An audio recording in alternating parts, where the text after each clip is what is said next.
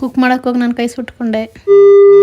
Hi everyone, ಇದು ಶುಕ್ರವಾರ mini vlog. ಇವತ್ತು ನಮ್ಮ ಅಜ್ಜಿ ಕಣ್ಣು ಆಪ್ರೇಷನ್ ಮಾಡಿಸ್ಕೊಂಡು ನಮ್ಮ ಮನೆಯಲ್ಲ ರೆಸ್ಟ್ ಮಾಡೋಣ ಅಂತ ಬಂದಿರು. ಸೊ ಇವತ್ತು ನಾನ್ ವೆಜ್ ಮಾಡೋಣ, ಇನ್ನೊಂದು ವೀಕೇನೋ ಇರಲ್ವಲ್ಲ ನಾನ್ ವೆಜ್ ಮಾಡೋದು ಅಂದ್ಬಿಟ್ಟು ಇವತ್ತೆಲ್ಲ ಮಾಡಿ ಮನೆಯೆಲ್ಲ ಕ್ಲೀನ್ ಮಾಡ್ಕೊಳ್ಳೋಣ ಅಂತ ಇವತ್ತು ಮಾಡಿದ್ದೆ. ಸೊ ನಾನು ಇವತ್ತು ಚಿಕನ್ ಫ್ರೈ ಮತ್ತು ಕಬಾಬ್ ಮಾಡಿದ್ದೆ. ಆಮೇಲೆ ಮುದ್ದೆ ಅನ್ನ ನಾರ್ಮಲಾಗಿ ಮಾಡಿದ್ವಿ. ಆಮೇಲೆಲ್ಲ ಊಟ ಮಾಡಿದ್ವಿ. ಆಮೇಲೆ ನಮ್ಮ ಅಜ್ಜಿನಾಗೆ ಮಾತಾಡ್ಸ್ತಾ ಕಣ್ಣು ಆಪ್ರೇಷನ್ ಹೇಗಿತ್ತು ಎಕ್ಸ್ಪೀರಿಯನ್ಸ್ ಅಂತ ಕೇಳಿದೆ. ಅವರು ಕೂಡ ಈ ಥರ ಎಲ್ಲ ಆನ್ಸರ್ ಮಾಡಿದ್ರು.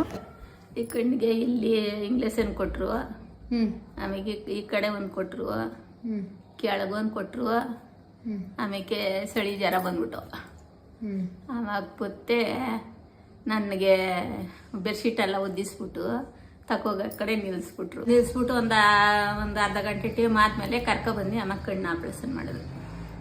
ಇವಾಗ ಹೆಂಗೈತೆ? ಇವಾಗ ಸುಮಾರಾಗದೆ, ನೋವು ನೋವು ಅದೇ ಅಷ್ಟೇ.